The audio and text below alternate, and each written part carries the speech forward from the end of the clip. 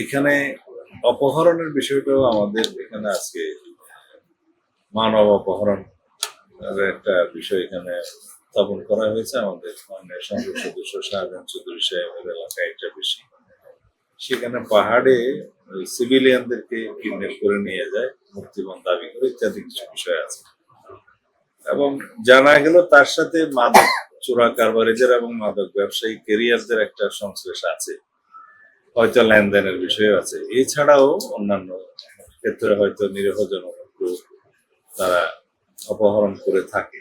সেই বিষয়টা যাতে রোধ করতে পারি, সেই জন্য আমরা সেনাবাহিনীকে অনুরোধ করছি এখানকার জিওসি সাহেব 2টা ক্যাম্প স্থাপন করবেন। তবে সেই বিষয়ে আমরা সেনাবাহিনীর সাথে অফিসিয়ালি যোগাযোগ করব।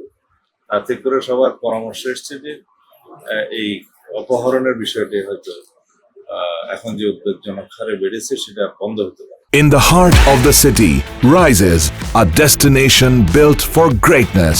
International Convention City, Bosundhara. Life takes a new course.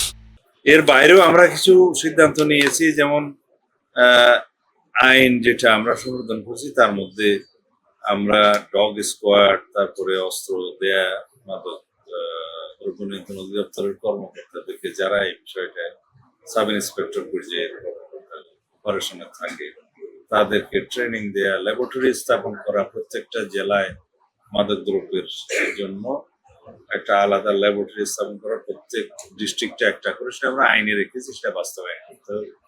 হাজতখানা সমস্ত ডিস্ট্রিক্টে থাকবে, মালখানাও থাকবে মাদক দ্রব্যের জন্য। এগুলো আইনি সংস্কার করা হয়েছে, এখন আমরা বাস্তবায়নের জন্য উদ্যোগ নেব। আর যারা এই মাদক চোরাচালান এবং মাদকের প্রচার প্রসার প্রতিরোধের জন্য যারা সংশ্লিষ্ট ডিপার্টমেন্ট জড়িত, তাদের সাথে ইন্টেলিজেন্স ডিপার্টমেন্টের ইন্টেলিজেন্স সাপোর্টটা থাকবে।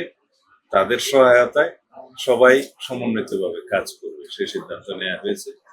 আজকে আমরা মাদক দ্রব্য নিয়ন্ত্রণ আইন সংশোধন হওয়ার পরে প্রথম বাংলাদেশে কক্সবাজারে বসে আমরা মিটিং করছি, কারণ মাদক চোরাচালানের একটা রুট কক্সবাজার, এটা সবাই জানে।